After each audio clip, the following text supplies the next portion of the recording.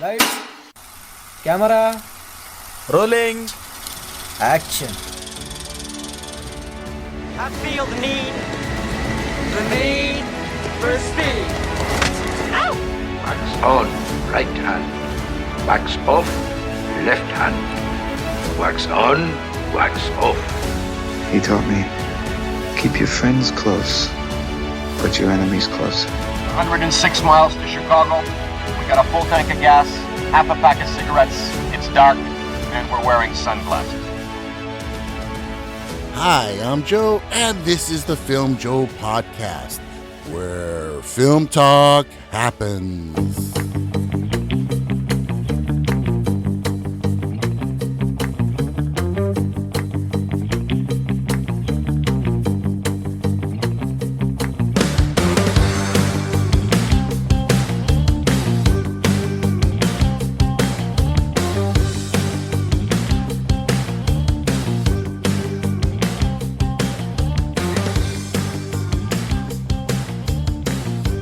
Hi, I'm Joe. I'm Daisy. And I'm Liss. And welcome to the podcast where we talk about films, filmmakers, trends, the good, the bad, and the not so bad, all in the spirit and for the love of film.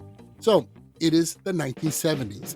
It was a time when we were experiencing crazy inflation, fuel shortages, a Watergate scandal, overall political upheaval.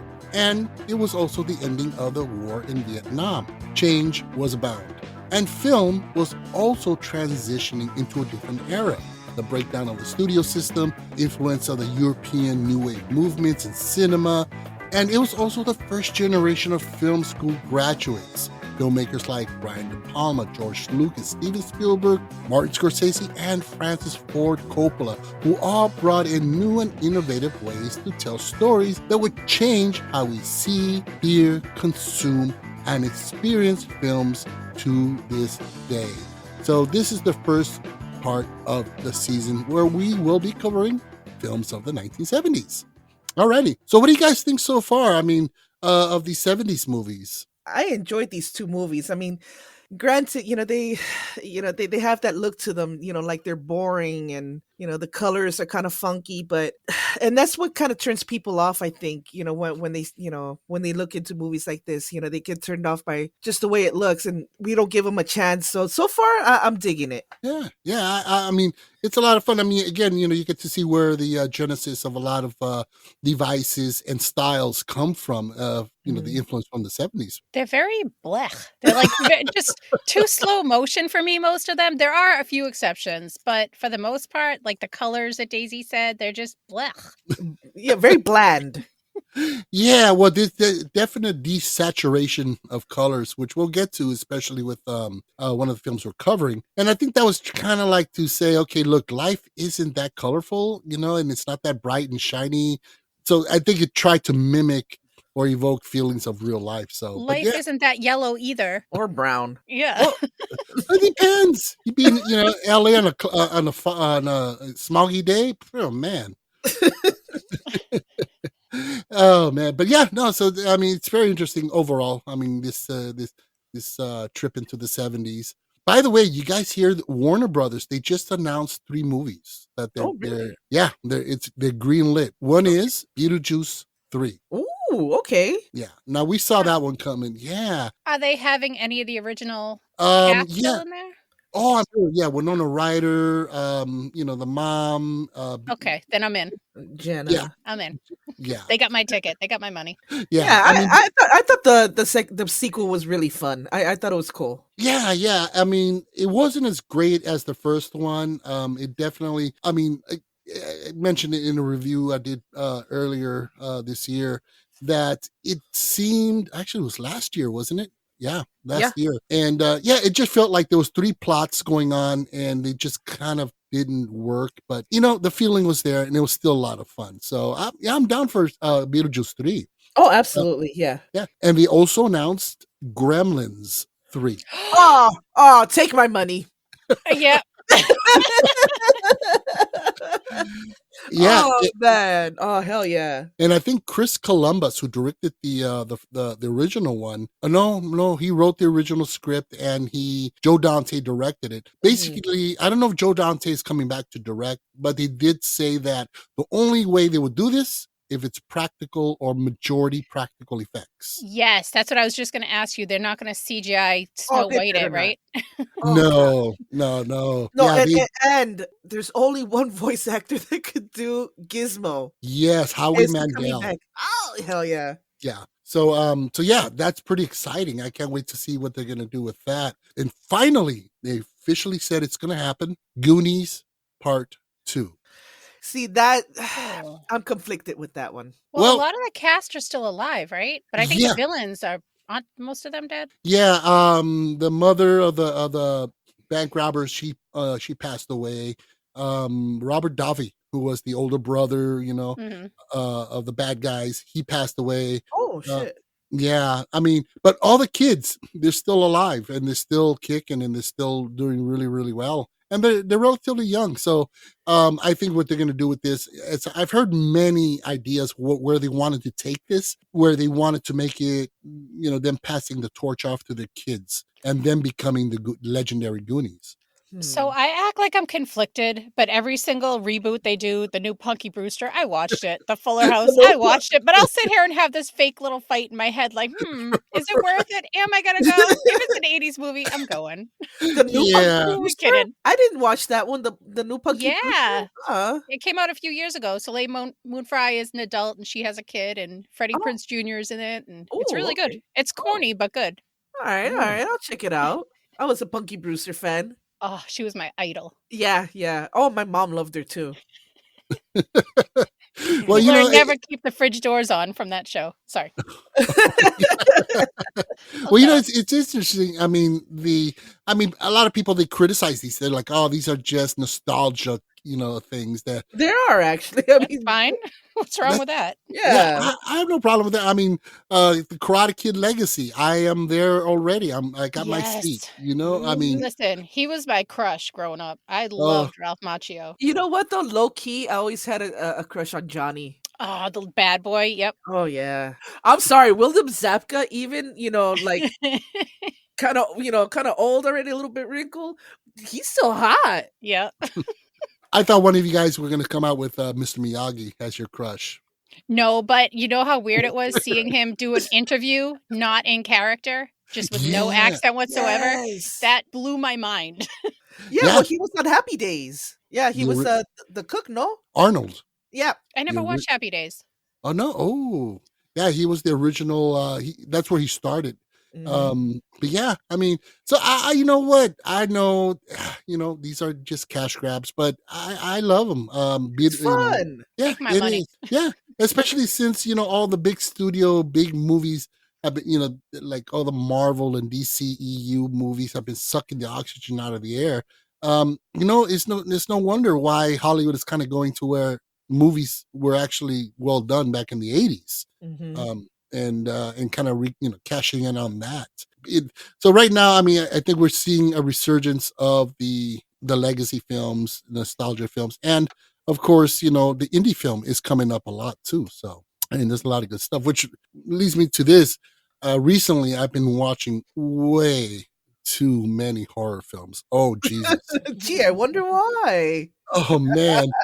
Yeah, because there's a lot of stuff. I mean, Sean, I get all these titles from Sean for Fear on Film. You know what's funny is that I told my husband Tony that you were really getting into watching horror and just like really watching the obscure shit. And he's like, "Damn man, I need to give him a list of what not to watch." Oh gosh, there's some crazy shit out there. Yeah. And there was one that Sean, one title that he sent me that I watched, and I felt like I needed therapy afterwards. I mean, it was a damn good film. But oh my gosh, yeah, I need to lighten it up a bit. Maybe watch a little bit. I don't know, maybe Wicked or Ew. No, So no. good. You know what's a good horror movie that I haven't seen in a while? That is it 13 Ghosts? That was one Oh, of my for, You know favorites. what? oh, That movie was actually it was pretty good. It's like a yeah. fun horror movie. You leave it, It you're like, was. "Oh, I love it." Yeah, I remember that one. That was a lot of fun. So, but yeah, I mean, some of these horror films, they're kind of extreme. I mean, some damn good stuff, and I'm glad I'm getting into them. But I need to kind of balance them out with like some SpongeBob, just kind of Yes. mix it up a little bit, So, but yeah, that's pretty much it. So, what do you guys say we jump into this week's episode? All right, I'm ready to go. Let's go. Alrighty, so it's time to get into the groovy 70s. This weekend, they didn't play golf. Where are you going, city boy? We'll find it. It ain't nothing but the biggest river in the state. These are the men. Nothing very unusual about them. Suburban guys like you or your neighbor. Nothing very unusual about them until they decided to spend one weekend canoeing down the Cohulawasi River.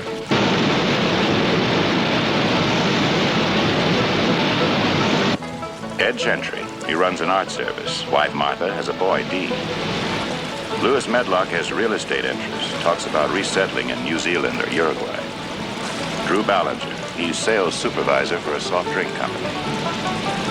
Bobby Tripp, bachelor, insurance and mutual funds. Where you going? All right, I'm looking. These are the men who decided not to play golf that weekend. Instead, they sought the river. Would you like to jack it? Intent on seeing the Kalawasi River before it is dammed and turned into a lake, outdoor fanatic Lewis Medlock takes his friends on a canoeing trip he will never forget into the dangerous American backcountry. The film we are talking about here is Deliverance from 1972, directed by John Boorman, who directed The Exorcist Part 2, Excalibur, and Hope and Glory. The film stars John Voight, Burt Reynolds, and Ned Beatty. So for this film, we're going to be rating this on the Filmjoe scale of 1 to 10 banjos. All right? All right. Okay. Sounds All good. right. Sounds good to me. So a little production backstory on this one. Deliverance was an American thriller film based on a novel by James Dickey. And Dickey went on ahead and adapted it from his own novel that came out in 1970. So much of the dialogue was taken almost verbatim, straight from the novel. So what you see, if you were to read the book, I would assume you'd be like, oh, it's just like the movie. So during the filming of the canoe scene, author James Dickey, I mean, he was kind of an outdoorsman. He was a rough, kind of tough guy, just, kind of a troublesome character.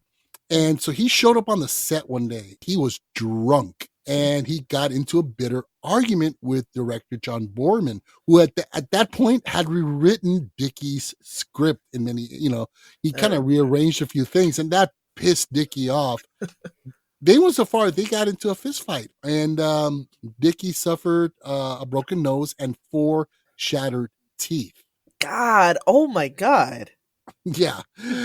So Dickey, he was thrown off the set, but no charges were filed against him. And, the two, they reconciled and became good friends towards the end. And Boorman, he actually gave Dickey a cameo in the film. So at the end of the film, remember that sheriff who tells them, when they're about to leave, they go, "Don't come back here no more. We know what you did." Yeah. That was James Dickey. Oh, himself. okay. Wow. So filming took place from May to August of 1971. And Burt Reynolds later called this one of the best films he was ever in. The film was released on August 18th, 1972.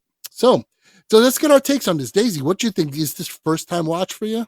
This is definitely the first time I watched it, and I have to say, it left me a little scarred feeling, like just very heavy. I mean, I think the scene that just really stands out to me the most, unfortunately, was Ned Beatty's unfortunate scene. Yes. And oh my God, how impactful that was. I mean, usually in movies you see, rape is rape. It's awful no matter what it is. But usually it's, with the woman. Mm-hmm. This was with the man. And, just you feel his pain, his and how degrading he felt, the humiliation. And it was just, oh my God, I've never seen anything like that. So that was shocking. Overall, just going into the movie, I was already feeling like, you know what, this shit's scary. Why? I started off watching movies like, Wrong Turn and Texas Chainsaw Massacre. Right. So I already knew you don't mess around with these country people. You just don't. You're city folk. You think you know things. You think you're the shit. You think you're superior. And, they're going to take you down a notch, Yeah. Yeah, so it was really good. I really enjoyed it. Okay. I felt the exact opposite. It was a first watch for me. It was really just meh. It was like so uneventful. They had a few, like, the scene that you mentioned, the banjo scene, but I mean, the rest of it was just like waiting for stuff to happen. Just watching a few idiots fumbling through nature.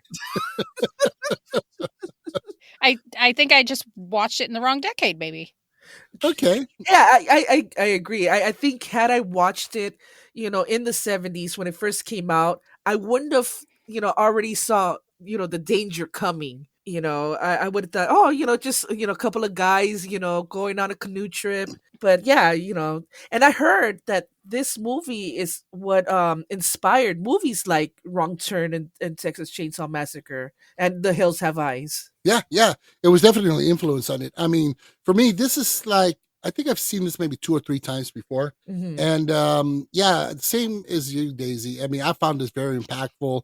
It's a very brutally honest in its approach. It doesn't hold back any punches. Yeah, it is a pretty freaky movie. I mean, the performances. I mean, Burt Reynolds was great, Mhm. and the rest of the cast. But yeah, I mean, they don't hold back, and that the rape scene is pretty messed up. I mean, you sit there Oh, just. I mean, and it's just so unapologetically gruesome and brutal. And I can only imagine what an audience back in 1972, what their reaction would have been like oh back yeah. then. And I could think of maybe 2 mainstream films that did this, that really Mhm. gave us something. And it would be this and The Exorcist, that presented us with sequences that we'd never seen before. So Right. yeah, definitely very brutal movie. Very Yeah. brutal. Actually, the only other movie that I could think of that I saw a rape scene that was just like, oh God, so freaking horrible, was in Pulp Fiction. Yes. And Pulp Fiction probably was inspired by that scene. Oh, absolutely. I totally see that. Yeah. The film is well structured, I think, at least to me, the way I see it. I mean, it's basically, you got the 4 out of 5 classic conflicts. You got man versus self, man versus man versus society, and man versus nature. And all this is just kind of comes to a headway in this, this unpredictable scenario that they're in.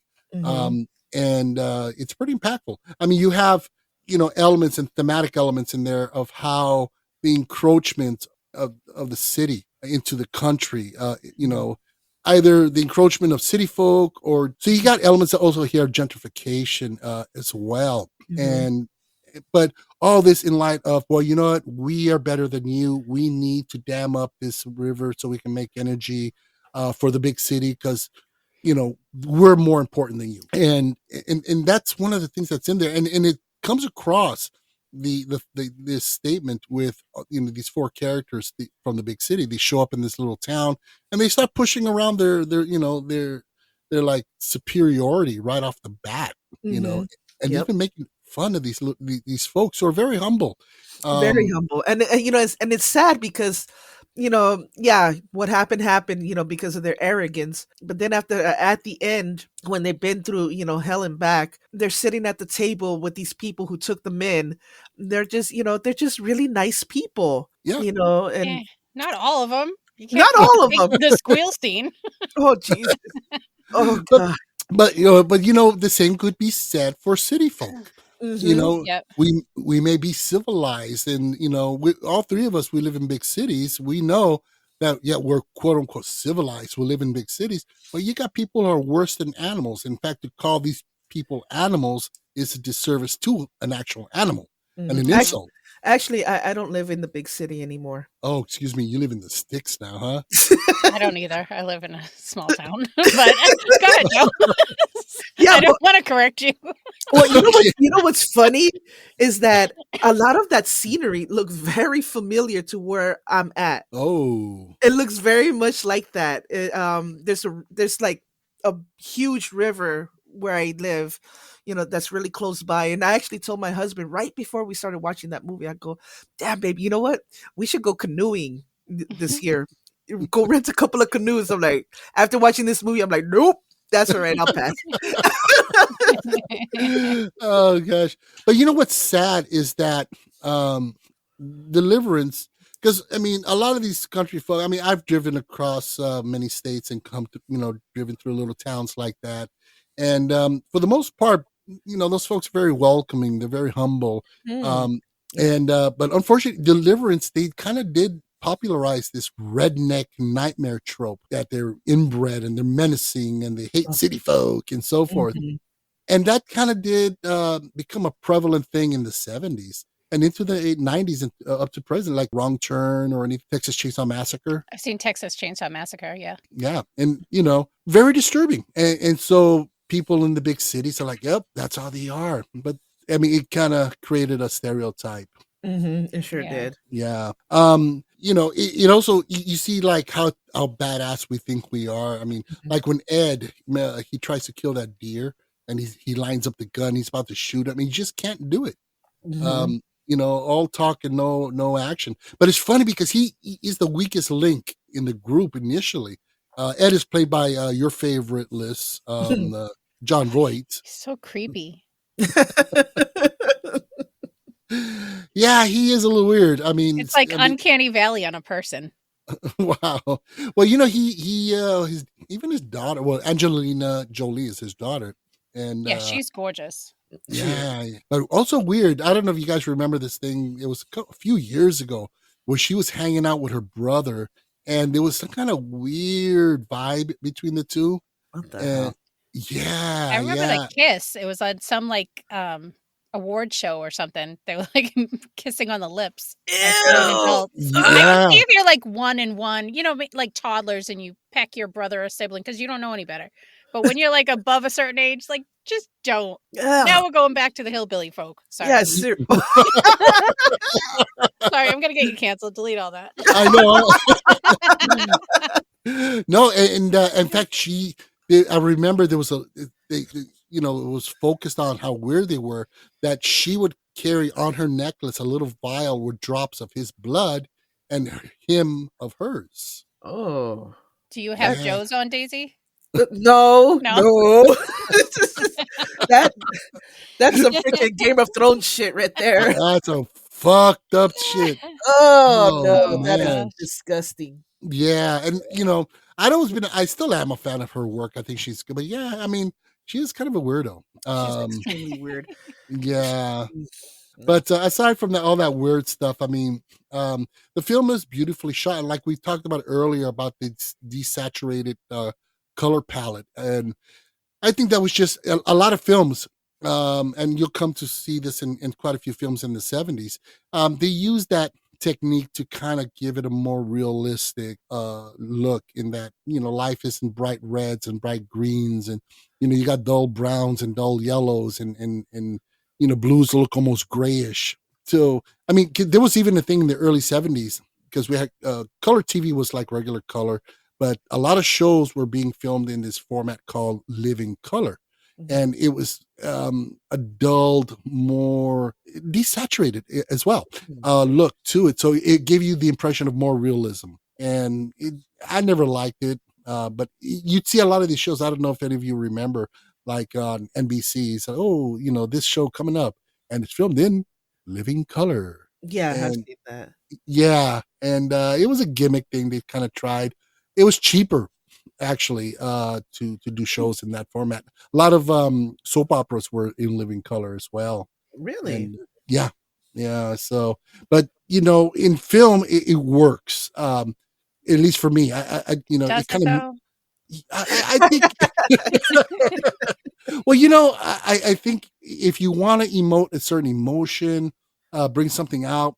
If you got a story that's depressing, it's dark, it's heavy duty, and you kind of have these tones or of colors, it brings your mood down. Well, it kind of reminds me of Kramer versus Kramer. It kind of had that look to it. Yeah, exactly. But that was a good movie. Oh, That's the difference. Well, this is a good film too. I mean, debatable. It is debatable. But you see how in Kramer versus Kramer, it worked, at least for you, Liss. Right. And why they did that, and it immerses you more in the film. Helps you identify with it more, because when you got Technicolor and fancy camera angles and an explosive score, all those things, they work beautifully in film, but sometimes they detract from the core of what the film is trying to tell you. And if you want to really get deep into the skin and really get into the soul of what's happening, those devices, they work. And in this one and in a few other films you'll see that we got coming up in the future, it definitely does work really well. Wow, there's more. There's more. I don't know. This film just irritated me more than anything. It was like the colors I hated, and just watching them make bad decision after bad decision. Like you guys said about taking the car, like giving it to strangers. Here, take my cars. It's fine. I'll pay you up front. Take my car. I trust you. And then, seriously. bury the gun. No. And after they freaking they make them feel like shit, and they belittle them. They're like, oh yeah, here. It's like, seriously. Yeah, that's like giving your pet to somebody after you just fought with them. Like, here you go, take care of that. Like, you just don't do that. What are you doing? Like so many decisions. I wanted to strangle these guys. But I think that was the point, is to show their incompetence. I mean, they come in there, they ride into town with their chest out and, all tough guy. And yeah, we're city slickers, but we're tough guys. And what do? They make every mistake in the book. Yep. And it's to show how stupid and so I think it was a contrast they were trying to establish there between their attitude and how they really were, and they end up paying dearly for it overall. Oh yeah. Now, if this film was made today, though, it would be an indie film. And I don't think you'd have to change mostly anything, even the color desaturation. I think at this point it's an art form now, to do that. Yeah, definitely. So I think it would definitely work as an indie film. And again, you wouldn't really have to change that much to it for it to be just as effective as it was back then. Down to the squeal like a pig sequence. Yeah. Now, for those of you who have not seen this, let me break it down without being too graphic. Ned Beatty, who we know from Superman, he was Lex Luthor's sidekick. Yeah, Otis. It's him and another guy from his group, and they kind of venture a little into the forest because they park the canoe to really get reorientated. And him and his buddy, they go into the forest and they come across these two locals. And I guess they were out hunting, and they immediately know who they are because it's a small town. And I'm sure they were told, oh yeah, there was these 4 city slicker assholes who were just, came in and they were being jerks. So they knew who they were, I think. And so they basically start to harass these 2 city slickers, Ned Beatty and it was Ed as well. And so they tie up Ed. It was. I'm sorry, it was Ned. They tied up the creepy one. Yeah. yeah. John Voight. They tie him by his neck to a tree, and they grab Ned Beatty, and they proceed to push him around. And say, "Oh, you kind of cute. You kind of, They start poking at him and grabbing at him, and they proceed to basically tells him, "Pull down your pants."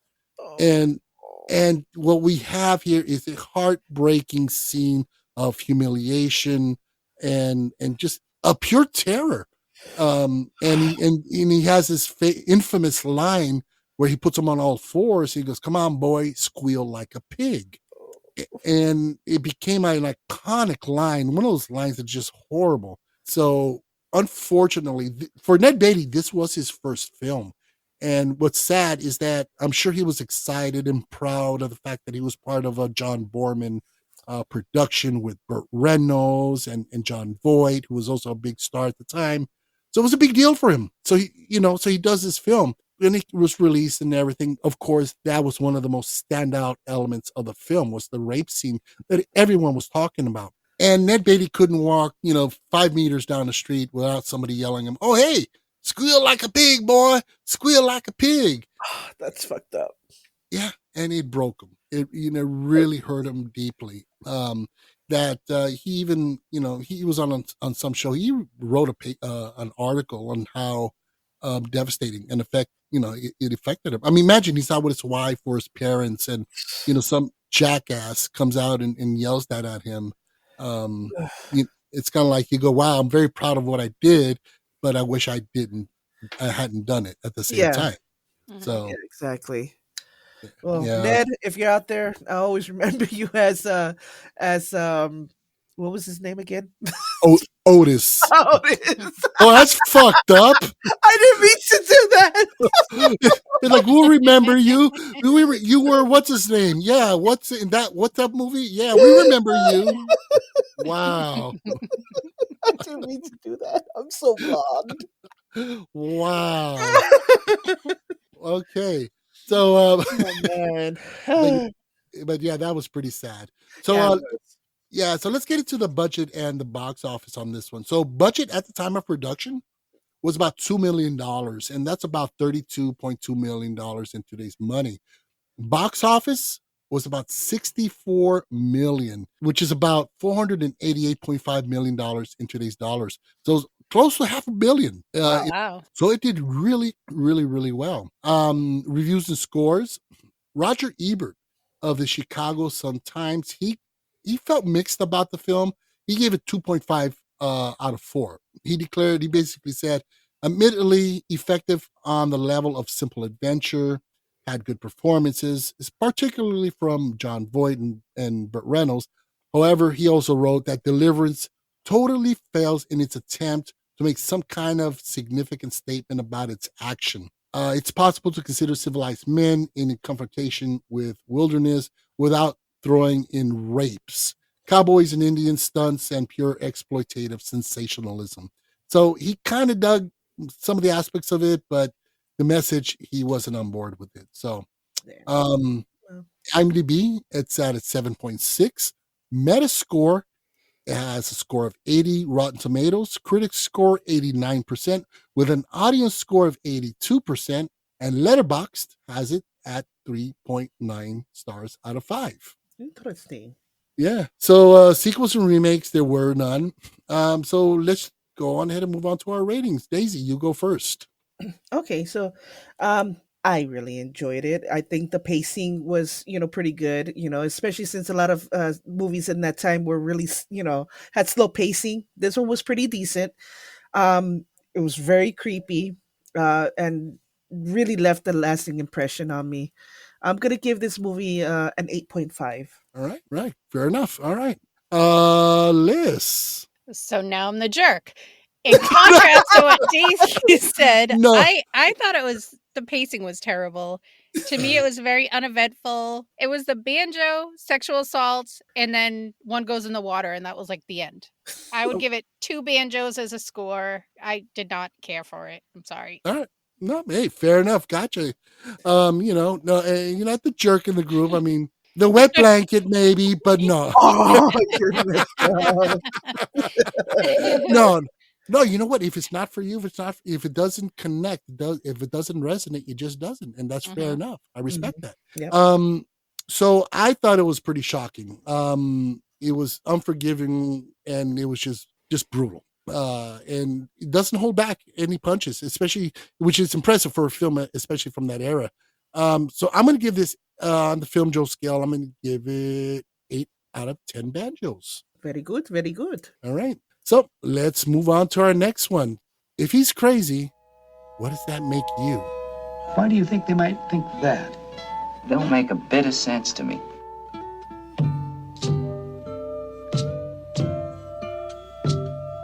Do you think there's anything wrong with your mind, really? Not a thing, Doc. Excuse me, miss. Do you think it might be possible to turn that music down so maybe a couple of the boys could talk? Your hand is staining my window. God almighty, she's got you guys coming or going. A little change never hurt, huh? A little variety.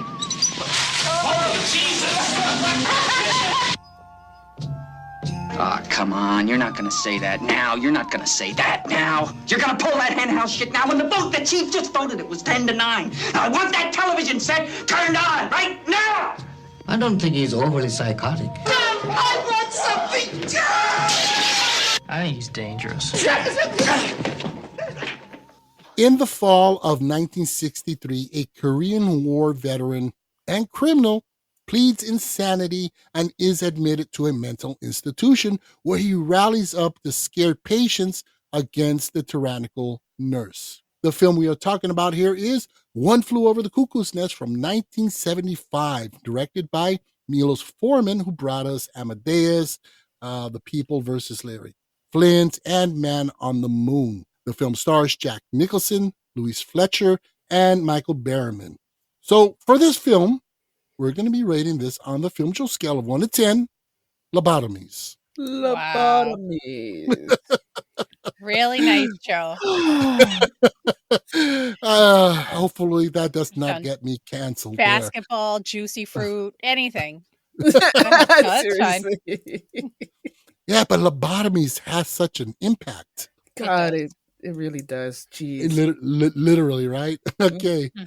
Alrighty. So let's get some production backstory on this. So originally the film was announced back in 1962 with Kirk Douglas starring in it. The film, however, took about 13 years to develop. So he had to kind of bow out eventually because he was getting a little too old to play the part. And that part eventually went to Jack Nicholson, of course. Filming finally began in January of 75, lasted about 3 months or so, and was filmed all on location in Salem, Oregon, and the surrounding areas. The producers, they shot the film in the Oregon State Hospital, the actual one that's presented in the film, and it's the same setting as the one in the novel. The hospital still is in operation to this day, but due to many years of use and so forth, the original buildings, they have been demolished. Chief Bromden, who was Chief, the Native American, played by Will Sampson, at the time when they were scouting and working on the film, he was a park ranger nearby. And so they came across him because they needed a Native American, a big Native American. And so immediately when they saw this guy, I mean, that's not an easy casting right there. Right. So they saw this guy and they're like, oh yeah, he's it. So they hired him right off the bat.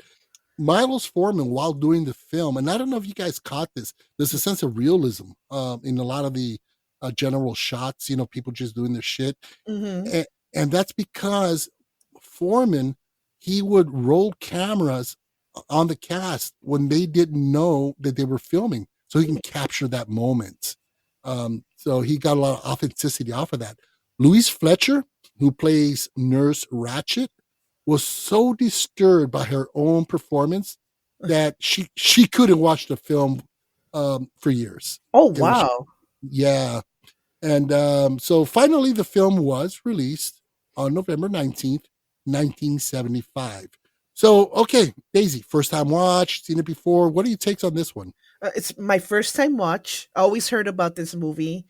Never got around to seeing it.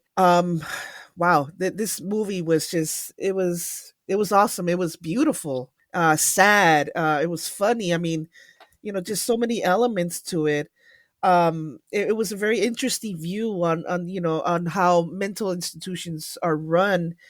And, it was really sad how, dehumanizing, it is to be in one of these places, really sad, very depressing. And, and I just love how, Jack comes in and, he's a breath of fresh air. He doesn't give a shit. He brings a certain type of happiness to these people. It makes them, actually live again, and it was really nice. It was cool. I really enjoyed this movie. Surprise, surprise. I love it. It's Oh, wow. it's not a first watch for me. I've seen this a few times, but it has been a while since I've seen it. And it's just as good, if not better, every single time you watch it. The storyline, the casting, the acting, the way it can be watched is like mindless entertainment, or it can be like a thought-provoking cinematic experience. Like this is how 70s movies should all be done. Oh, wow. Damn. Wow. You're right. You talk about thought provoking. This movie really, really takes you by the throat. It really does. For me, believe it or not, this is a first time watch. Yeah. And it's one of those movies that just kind of slip through the cracks for me. I mean, these iconic films that people talk about and, film school, or they mention it, and this was one of them. Another one I can think of was The Graduate with Dustin Hoffman. And I'd never seen that. And I finally, it's one of those that just falls through the cracks. And wow, this was amazing. It was a beautiful story. It's very subtle, yet very brutal. It's very heavy-handed when it gets to it. It's very honest, brutally honest. It's And impactful. It like stays with you. Oh, absolutely. yeah, and the state of the mental health issues, how they were addressed back then versus now. It's terrifying the way we would treat patients. Yeah. It's like he's like, okay, yeah, he's hearing voices. What do we do? Let's shock the fuck out of him. Yeah. Yeah. I didn't know that those methods were still being implemented at that time. In the 50s? Oh, yeah. Oh my God. Is that when this movie takes place, in the 50s? Yeah, in the 1953, yeah. That's awful. That And is horrifying. some of the lobotomies that go right through your eye. So I mean, once it's in there, you don't want to move. You're either going blind or you get your brain scrambled. You know what I mean? And they hope for the best. Oh God, I'd rather go blind, to be honest. That's a tough one. That is a tough one. I mean, like now we have, therapy, like one-on-one. I mean, back then you had group therapy and they all sit around. That still wasn't enough. Now we have more intimate individual approach to mental health. And, because it's a very serious issue. I mean, back then it was looked upon like these are the dregs of society. They're not functional. They don't work. They don't fit in society. So let's segregate them and hide them away, and not cure them, not try to fix them or try to understand the root causes of mental health issues. Versus now, it's like, I mean, we know now is that behavior like that or mental conditions like that can lead to very catastrophic results, violence or self-violence and so forth. And so, yeah, we're more not to say we're completely civilized now, because we're still a fuck society. Oh, yeah. But at least, it's like, what? Yeah, you're not well. Let's try to fix you. Right, exactly. Instead of trying to control you. Right. And that was the approach back then. So there was a movie, I remember watching it in a psychology class. I think it was called Titty Cut or Titty Cut Folly, something like that. Have you ever heard of that? No. It was like a documentary, and it was about like the treatment of patients in mental health facilities. They went in and filmed them like naked in their room, being force fed, it's just horrible, horrible treatment. If you get a chance, you should look that up. You can probably find it on YouTube or something. I doubt it's like streamed anywhere. That is so sad. Yeah, it's total dehumanization. It's sad. Yeah, well, I saw something like that on Netflix. It might have been Netflix or Amazon. I'm not sure. But it was actual footage shot on old 16 millimeter film and everything. And I'm watching this and I wanted to cry. I really did. But it also angered me and pissed me off. I mean, these arrogant sons of bitches who call themselves mental health, doctors and so forth. They were just sadistic animals. Yes. They didn't treat them like people. They weren't treated like humans. They were treated less than animals.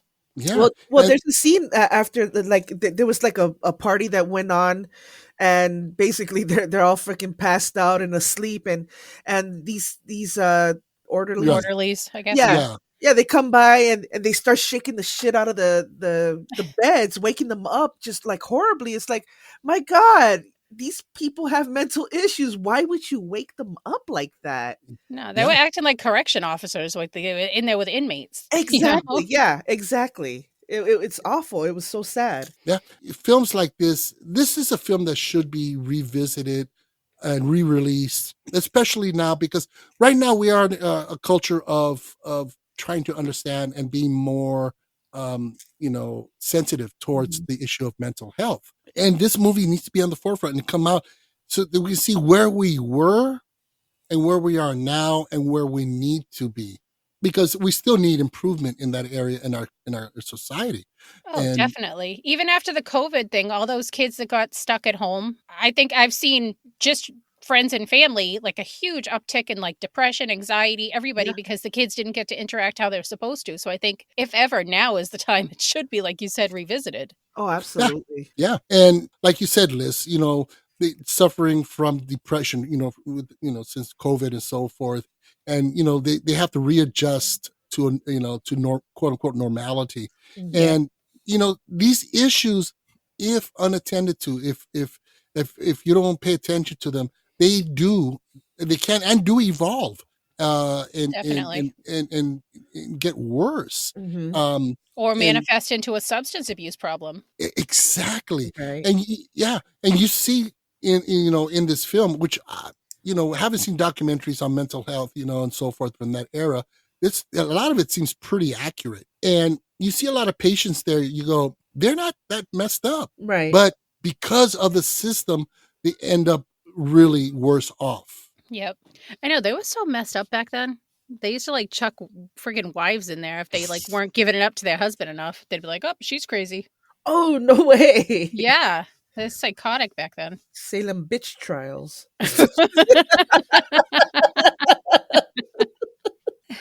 Oh, dude. No, but that's awful. For real. But yeah, I mean, again, this is not just a film for entertainment, but it's a film that is very topical, and it is an important film. It is. I was not expecting the ending. Oh yeah, I didn't expect that at all. So for you folks who haven't seen the film, it's basically McMurphy, played by Jack Nicholson, who is a criminal, and he kind of like plays crazy so that he doesn't have to do hard jail time. So they put him in pedophile. And a pedophile.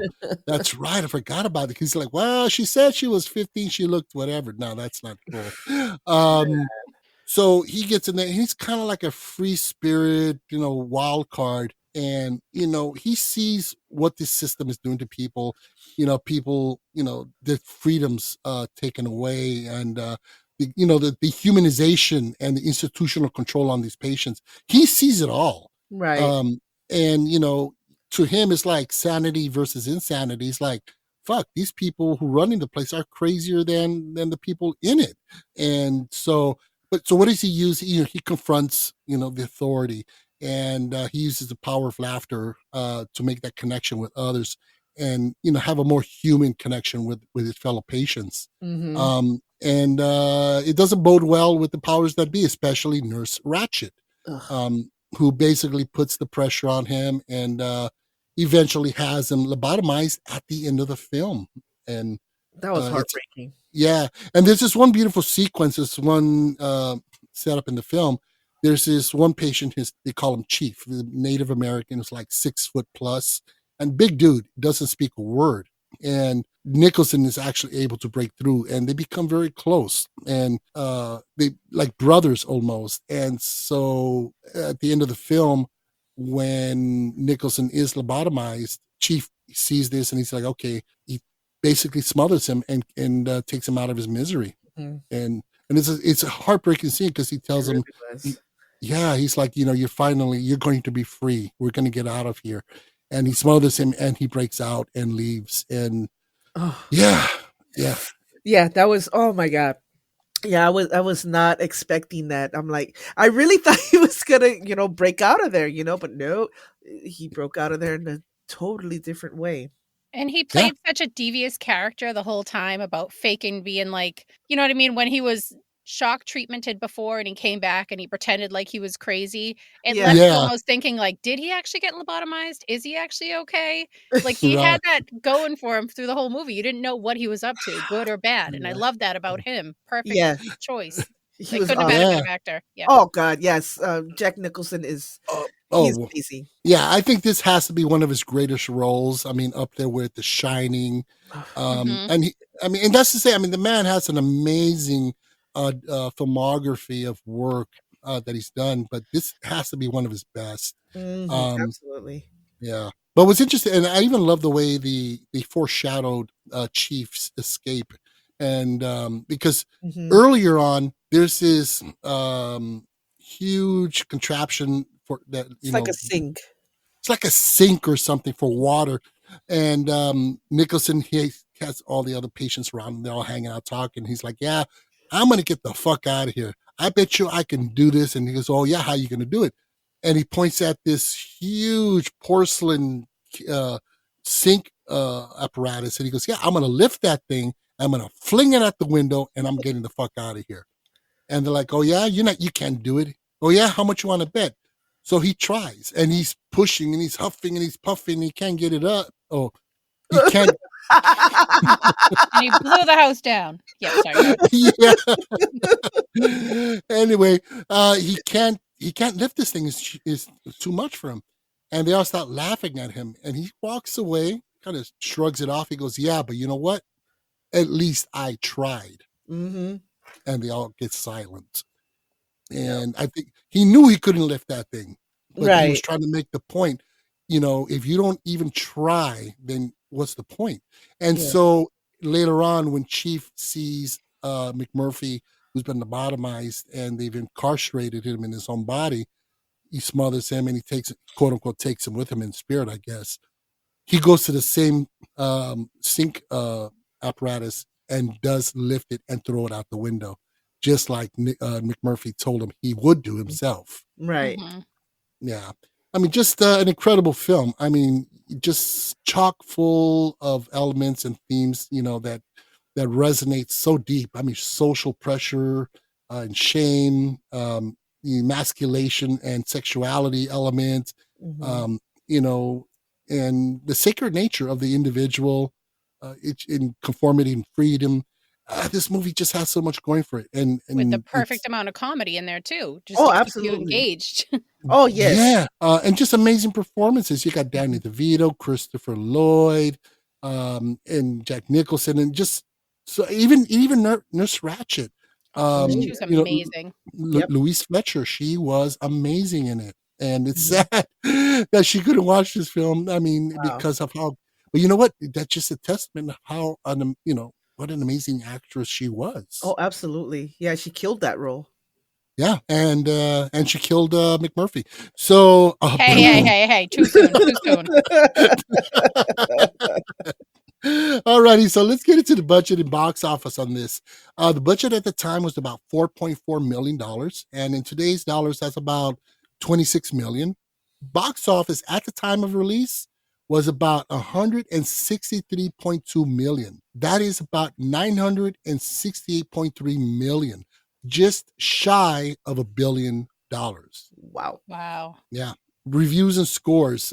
Critics, they praised it. So Roger Ebert, he said that Milos Forman's One Flew Over the Cuckoo's Nest is a film so good in so many of its parts, there's a temptation to forgive it when it goes wrong. But when it does go wrong, insisting on making larger points than its story really should carry.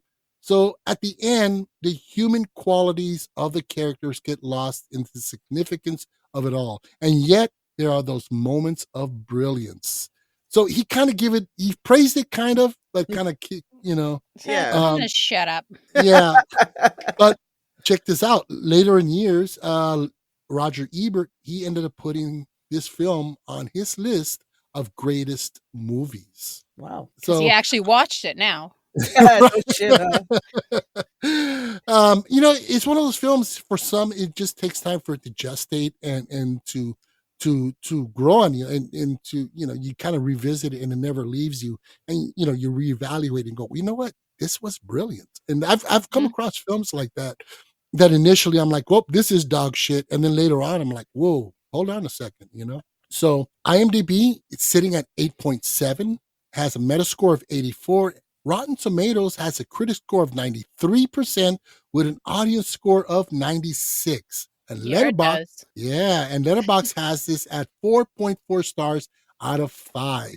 So not only a critical success, it was a box office success, and a film that, just one of those important American films that we need to revisit more and more often due to its topical nature. Mm-hmm. Yeah. So sequels, spin-offs, remakes, there were none except for a show that came out in 2020 called Ratchet. And it was a Netflix series created by Ryan Murphy. And it was a prequel to the film and focused on the character of Nurse Ratchet before the events of the film. And have you guys seen this? No. I did. Yeah. What did you think of it? I loved it. I love anything that Sarah Paulson's in, but it just left me wanting more. Okay.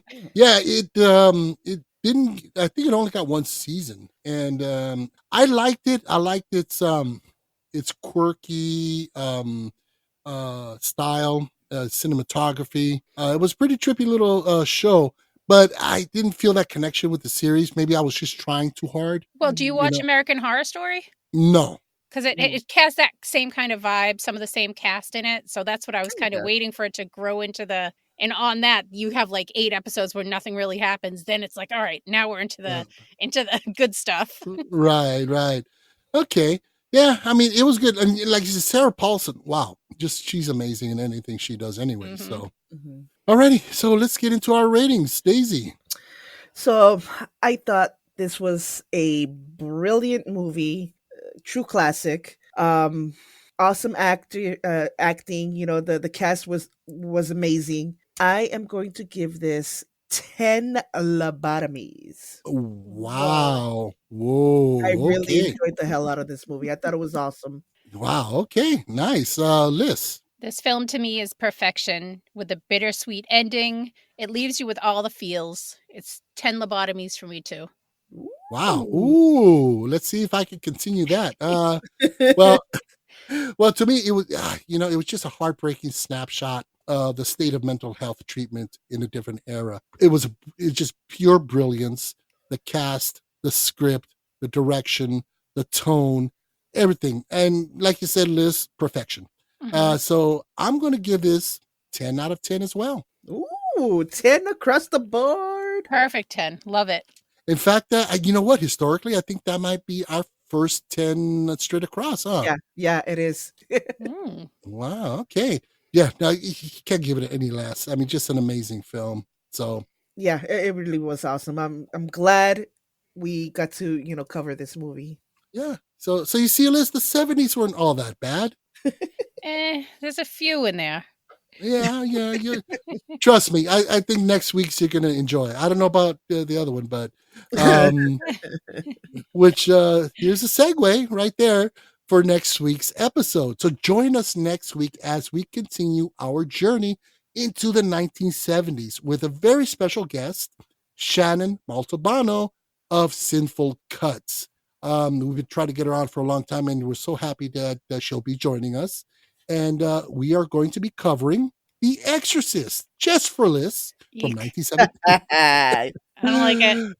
From 1973 and 1975's Dog Day Afternoon with Al Pacino.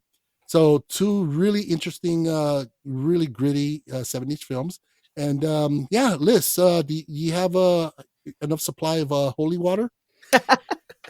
I have to get some more. What did you have me watch? The Omen. I used it all then. Okay.